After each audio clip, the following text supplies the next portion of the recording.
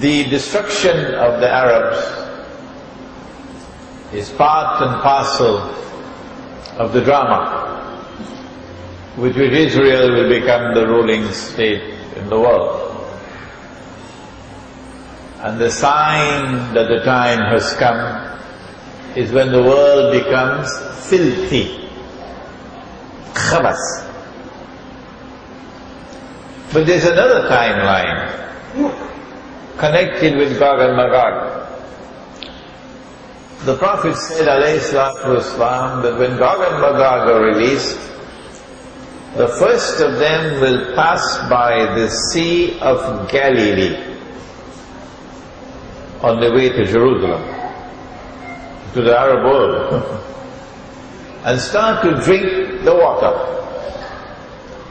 And by the time the last of them pass, and therefore the slaughter of the Arabs is now at hand, they will say there used to be water here.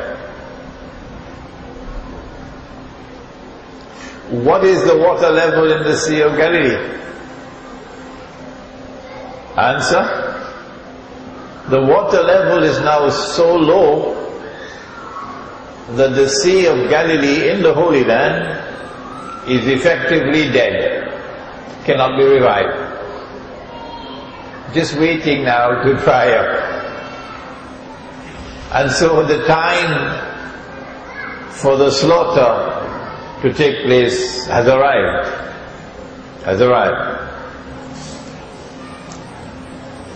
Israel needs to control the Arab world. But there are too many Arabs. How can you control all those Arabs all around you? So many.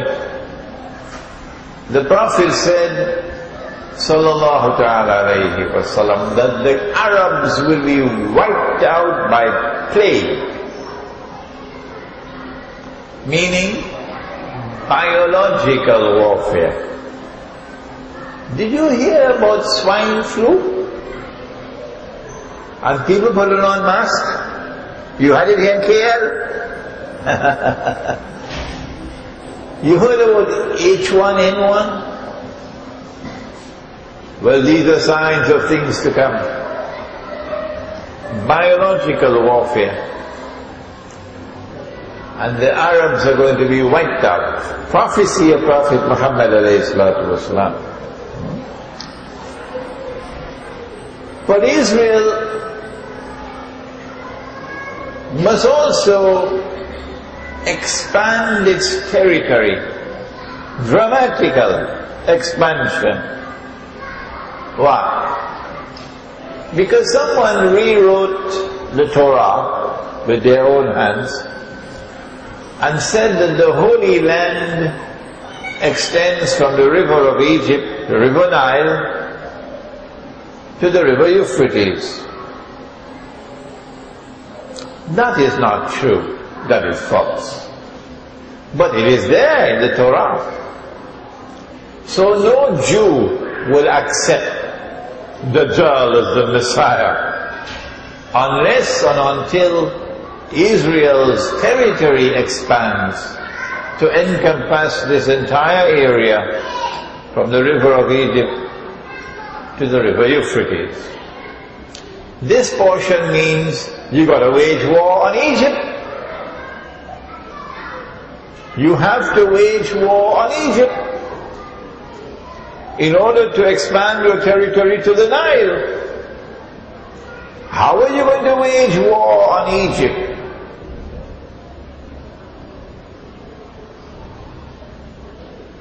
And the world recognizes you as an aggressor, an oppressor. That's not nice. Rather, you must wage war on Egypt and make it appear that you are fighting a terrorist state. Do I need to continue the lecture now? Or have you understood? I don't need to continue the lecture anymore. Make it appear that you are waging war against terrorism. That Egypt has become a terrorist state. And that you have to defend yourself. Israel has to defend herself. And so now we can understand why the Egyptian armed forces acted in such a suspiciously docile way.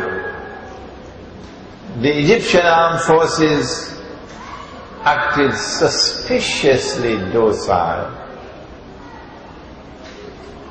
Why? Because it's part of a plan. And now, in the months to come, we can expect that there will be free and fair elections. And guess what's going to happen? The Islamic parties are going to win the election, yeah.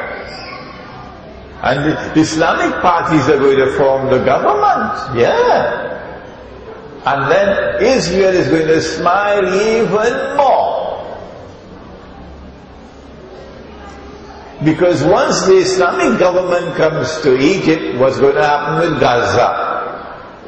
Can you imagine? The Islamic government in Egypt will have to support the Muslims of Gaza. Not only political support, but material support. And so Israel is going to say, these missiles now coming from Egypt. Huh?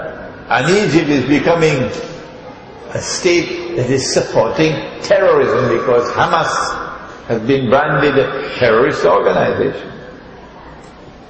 And so Israel will get what is known as casus belli, justification for waging war on Egypt.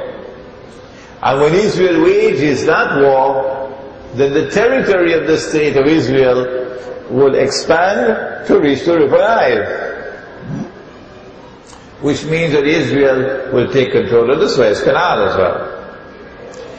And Israel also has to extend its territory to the river Euphrates, which means the whole of Iraq and Jordan in between.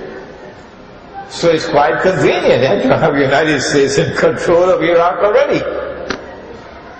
So now we're beginning to understand that what is happening in the Arab world is part of a big plan. And the big plan comes out of the Torah. The Torah.